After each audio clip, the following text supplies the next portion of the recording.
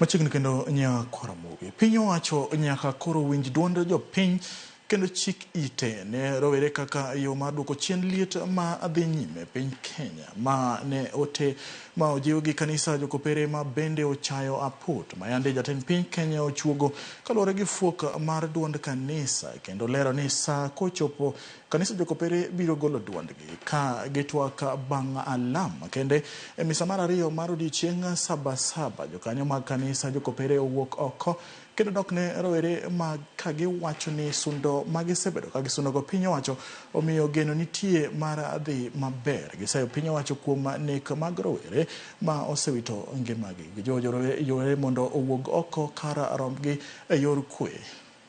Koko mora bedie ka ng'ama duong' osewinjo nyithindo gima giwacho to Kenya dhi bedo mana maber. Wakwayo kwe kendo kweno ema mondo bedi. Sirkal onego ne kaka nyithindo dhi, sirkal onego ne owinji ywak mar nyithindo, owenegi gi nego gine makwa dwar, gineg jokuoge maturo dukni, giwenego nyithindo gi onge gine richo duto.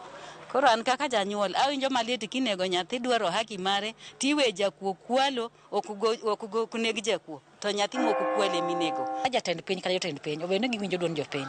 Koro sabasaba en one of the days ma en achiel kuom odiochienge ma waparo ne sirkal ni mae kaka onego bed ni wawuotho e sirkal wa keep gi on toes mondo gige gima jopiny dwaro. Koro kawuono onego bed ni en chieng' kwe ok en chieng' lweny kata gimoro amora. Koro duond jopiny en gima very simple. Ne wawinj duond jopiny wawinj gima gidwaro. And when we hear these voices, the best thing is to really analyze them and see, is it worth responding to positively or not? And if so, then we'll have to put down so many things that will bar us from responding to these voices so that we may live in peace, we may have our harmony as a family, and more so, bring the development to the level that is required of us.